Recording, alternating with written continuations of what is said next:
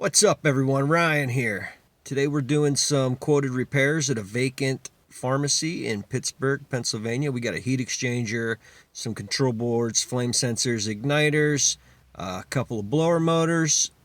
I've already made a carrier heat exchanger replacement video, so today I'm going to do a short video on a basic belt-driven blower motor replacement. Nothing too crazy today.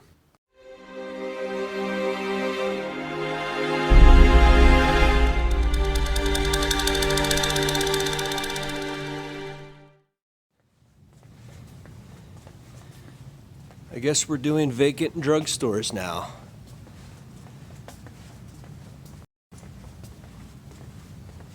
Creepy kid.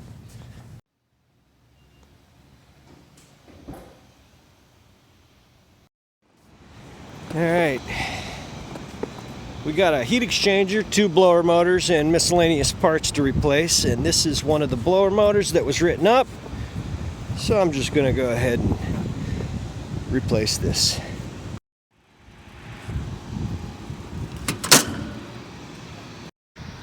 Nice little access panel on this type of carrier.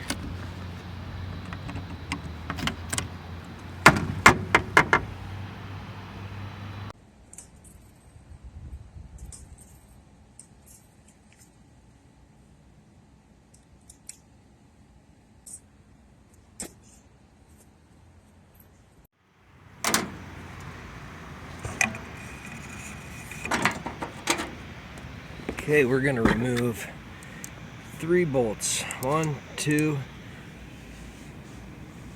and 3. And that'll remove the whole motor with this adjustment plate. You can just take the motor off here from the adjustment plate, but I found the clips on the back side of those sometimes break. And if they do, then you're going to have to take that plate off anyway to back up those nuts and bolts.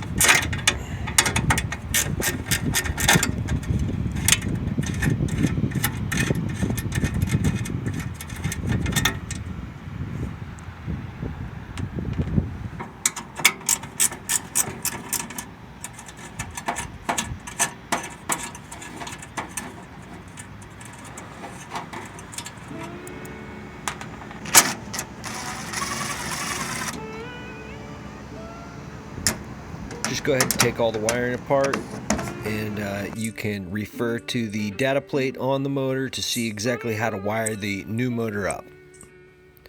All the wiring for the motor is labeled with a letter and a number, T1, T2, T3.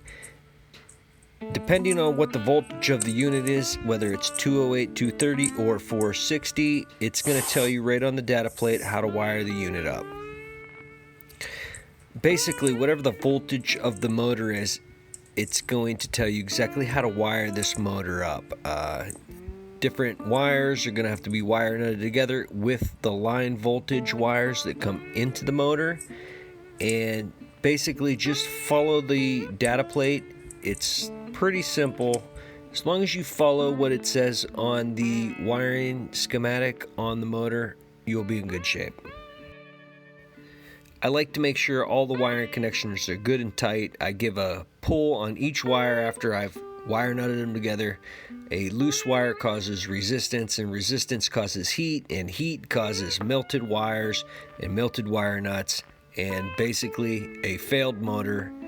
And you don't want that, especially if you were the last guy after you replaced this motor. So make sure your electrical connections are good and tight.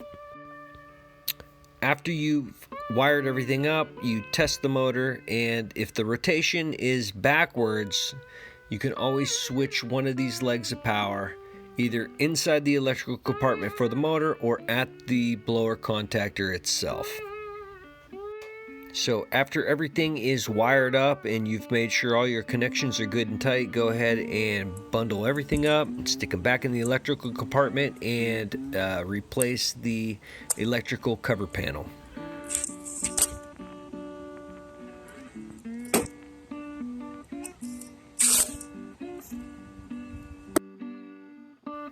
So now we're going to loosen all the bolts from the tension adjustment plate.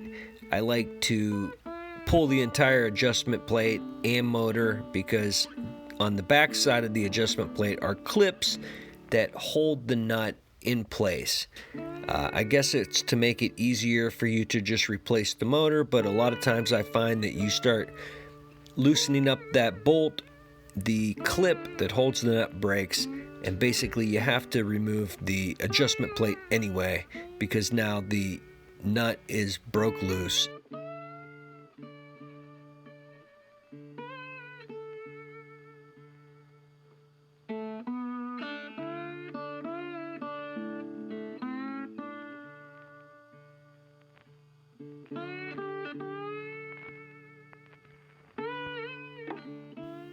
Go ahead and take the adjustment plate off of the old motor and set the new motor in place on the adjustment plate.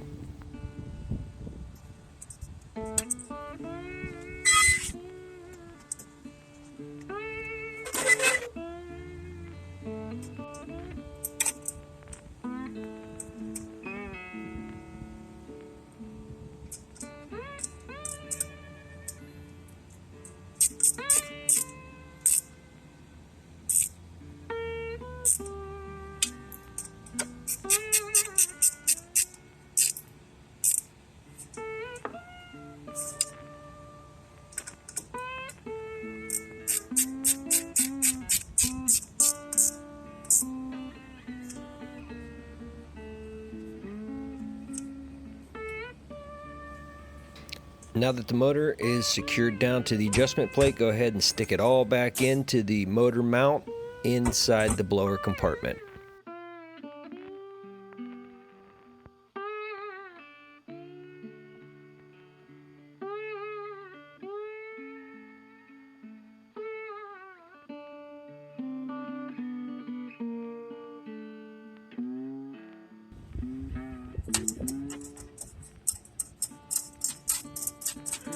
Just like that.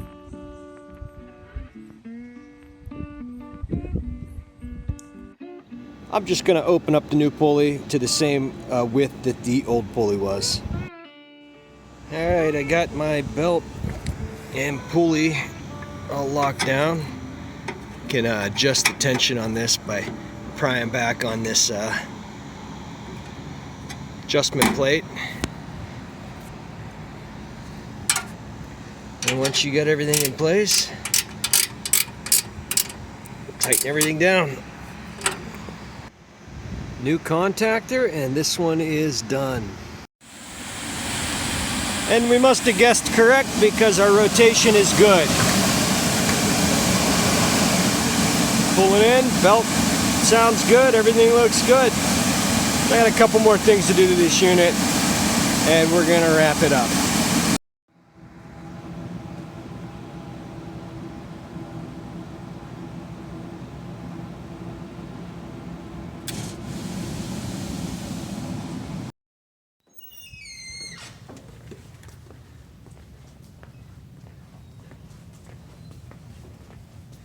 Kind of cool being in a store that's vacant, but still looks like it's operational.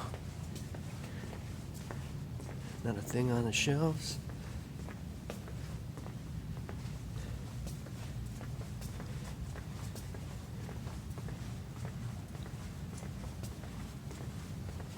Creepy kid.